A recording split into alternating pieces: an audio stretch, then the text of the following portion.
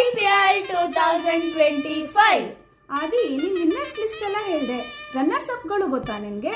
ಹೌದು ಬಾ, ನಂಗೆ ರನ್ನರ್ಸ್ ಗೊತ್ತು. ಹಾಗಾದ್ರೆ 2008 ಅಲ್ಲಿ ಯಾರು ರನ್ನರ್ ಅಪ್ ಆಗಿದ್ರು? CSK.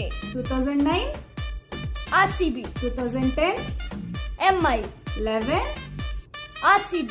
12 CSK. 13 CSK. 14 Punjab Kings. 15 CSK. 16 RCB. 17 Racing Pune Super Giant. 18 SRH. 19 CSK. 20 DC. 21 KKR. 22 RR. 23 GT. 24 SRH. 25 Let's wait and see. Hope for the best.